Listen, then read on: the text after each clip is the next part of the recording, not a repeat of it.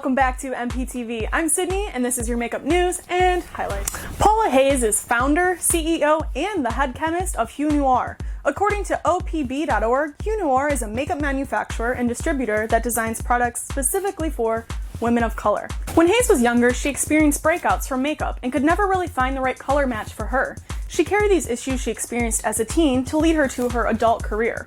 Her goal was to make the beauty industry more inclusive. She thought maybe dermatology would be the right path until she experienced her aha moment in her college chemistry class. Her professor asked, "What do you want to make?" And Hayes held up her lipstick tube thinking, "I must know the why behind all of this." This led her to becoming a lab tech for a food company, which allowed her to start working on lipstick creations in her kitchen during free time. She knew she needed to educate people about the lack of options for colored women in the beauty industry. She explained, "If you really go and take a look, you find that there aren't a whole lot of options to choose from." But in 2017, Rihanna's cosmetic company Fenty Beauty released 50 foundation shades, which changed the game forever. The foundation was back-ordered for months, exploiting the need for the shade range in this industry. Hue Noir has had the same vision from the beginning and is now 10 years old. They are based in Oregon and have about 6 employees on their full-time staff. All the company's products are produced at Beaverton headquarters to ensure consistency. Hayes considers Hue Noir a luxury brand at an affordable price point. Her cosmetics contain the same ingredients as higher-end priced brands, but they cut costs with very simple packaging. Hue Noir can be found in Target, Sally's Beauty, Costco, Amazon, select beauty boutiques, and on their website.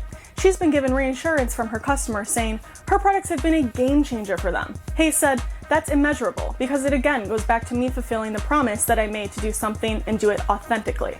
Hayes wants young women to know that science is cool and encourage them to find opportunities within the science field. She's now being approached by others to help them create their own makeup products, and Hue's Labs is something we may see in the future and would be a total 360 for her career.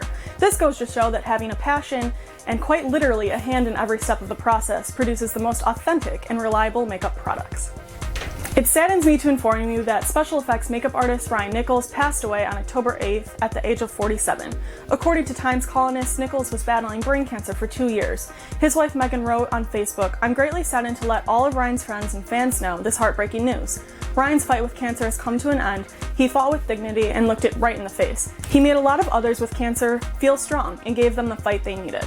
Ryan was raised in Victoria and over his career gained more than 140 film and television credits. Over his 25 years, he gained traction in the Vancouver film industry, according to his contributions to series including Deadpool 2, Elf, The Predator, Ghost Rider, and The Chronicles of Riddick. He also won a Gemini Award in 2002 for his makeup work on a science fiction TV series, Andromeda. Nichols was also a director and founder of Flesh and Fantasy, a makeup effects and animatronics company. We thank you, Ryan, for your contributions to the industry. Your creative and innovative spirit will be missed. Outlander is a TV drama series on Starz. It is based off of Diana Gabaldon's book, which is a historical time-traveling series. So far, there has been 4 completed seasons, and we have confirmation that season 5 is in the works. According to Screen Rant, we are getting an inside look at the makeup department's tips and tricks in the series. When they are placed back in 1743, we see the actors on screen with the most effortless no-makeup look. They achieve these looks by bringing out the actors' already gorgeous features without going overboard and keeping the skin looking like skin. Subtlety is key. We see this type of subtlety in season 3 when there is a 20-year time jump. Head of hair and makeup, Annie McWan made the decision with her team to tone down how much they aged actors. They were thinking too much wrinkling and aging would lead to prosthetics which would look unrealistic in these particular scenes. Sam Hugin's makeup artist, Wendy Kemp Forbes, does his hair, makeup, and back scars for every episode of the show. The scars were caused by a whipping scene in season 1, and the same molds were used throughout all of the seasons for continuity reasons. Just the paint job is something that changes to show evolution over time in the healing of these scars. The scar prosthetics alone take nearly 3 hours to accomplish.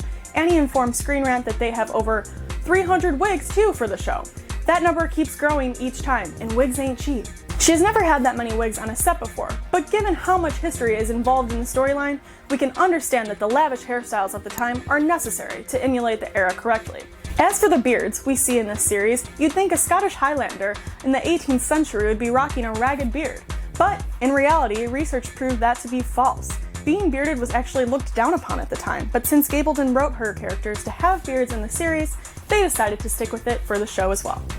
Those of us that are blessed with good vision aren't really aware of the struggle that people who wear glasses experience when applying and wearing makeup. According to Mary Ward, writer for Stuff said Carol Mackie, Mac's senior makeup artist, explained, "I think one of the biggest mistakes people with glasses make when doing their makeup is to apply their makeup as if they're not wearing any. It's important to stand back and look at your makeup in the mirror with your glasses on to see what you need to adjust, as glasses can dramatically reduce the look of makeup." Sephora's national artistry lead, Alfie said, "I think the most imperative step happens just before you put your glasses back on, and he's a glasses goer himself." He said, "An obvious mistake that people make is not setting your makeup with a light powder before wearing your glasses, meaning that throughout the day your foundation moves from being in contact with the bridge." He recommends using the Pat McGrath Subline Perfecting Setting Powder, wearing matte eyeshadows because lenses reflect light, more subtle eyeliner looks, and buying a magnifying mirror. It will help you dramatically with your look and your sanity. But specs don't have nothing on your luscious lips, so wear as many bold lips as your heart desires, because we're sure to see those even without glasses on. As you know, we're in the midst of spooky season, and hey, we are all for realistic makeup looks, but what happens when it fools a real-life emergency room? According to Fox 2 Detroit, a woman named Jai Fears caused a huge scare at Beaumont Royal Oak Hospital in Michigan. She arrived to the emergency room to be treated for a panic attack while in a Halloween special effects makeup. Well, her makeup was mistaken for an actual medical emergency and was immediately prepared to enter for trauma. She explained, "They said, 'Let's get her back to trauma now. She's probably going into shock. She's not making any sense.'" She had been in the makeup chair for 3 hours, and when she started suffering from a panic attack while getting ready to do a photo shoot, the shoot was for a marketing campaign for Glam Gore to advertise to those who wanted their makeup done for Halloween. But Fears didn't think she'd have to explain this to the medical staff. She thought it was obvious that it was fake. Well, apparently it wasn't, because the hospital released a statement saying, "The emergency room is not a place for fun and games. They see many patients with severe medical issues where lives are at stake. Doctors need to be able to focus on those patients with true emergencies."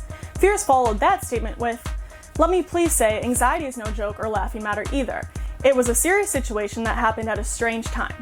I have so many questions as to how the communication between the patient and the doctor did not reveal that this was makeup, but with that being said, we have to give kudos to the artist that created a makeup that even fooled a medical specialist.